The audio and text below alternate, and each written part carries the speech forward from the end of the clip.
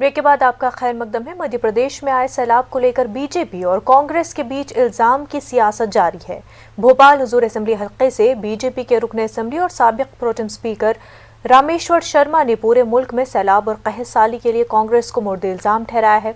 रामेश्वर शर्मा का कहना है कि साबिक जहानी वज़ीर-ए-आज़म अटल बिहारी वाजपेयी के जरिए नदियों को जोड़ने का प्रोजेक्ट तैयार किया गया था, लेकिन कांग्रेस की हुकूमतों के जरिए मौजूदा प्रोजेक्ट पर काम नहीं किए जाने से न सिर्फ मध्य प्रदेश बल्कि पूरे मुल्क को सैलाब और कहत साली से दो चार होना पड़ रहा है। वहीं कांग्रेस ने बीजेपी के इल्जाम पर जवाबी हमला करते हुए अपने दागदार दामन को देखने का मशवरा दिया है। हमारे नुमाइंदे मेहताब आलम इस वक्त हमारे साथ जुड़ चुके हैं। मेहताब आलम, एक बार फिर जो है यहाँ पर कांग्रेस और बीजेपी आमने सामने हर मुद्दे को लेकर के ही सियासत शुरू हो जाती है। वहीं जहां जब बात आती है कि सैलाब से लोग इतने परेशान हैं, लेकिन इस मामले को लेकर के भी बीजेपी और कांग्रेस जो है सियासत ही कर रहे हैं और एक दूसरे पर इल्जाम लगा रहे हैं।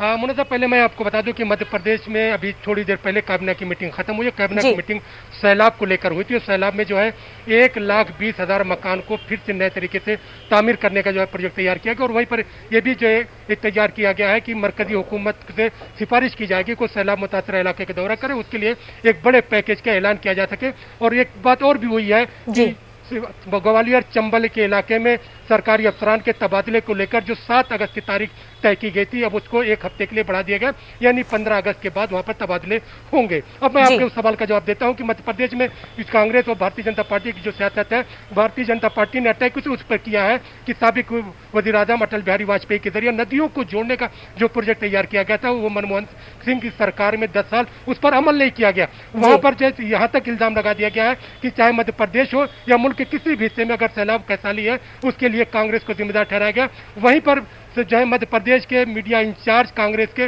जीतू पटवारी ने इल्जाम लगाया है हुकूमत पर कि जब यह काम करने की जरूरत थी तब ये लोग बंद कमरे में मीटिंग कर रहे थे और फोटो सेशन में मसरूफ थे। तो दोनों पार्टियां जो है एक दूसरे पर इल्जाम और सियासी इल्जाम जवाबी इल्जाम कर रही हैं, लेकिन अभी सूरत हाल यह है कि जो सैलाब था वहां पर बारिश थम गई है, अब लोगों को राहत है और हुकूमत ने अपने काम को तेज कर दिया है। बिल्कुल मेहताब आलम, बेहद शुक्रिया आपका।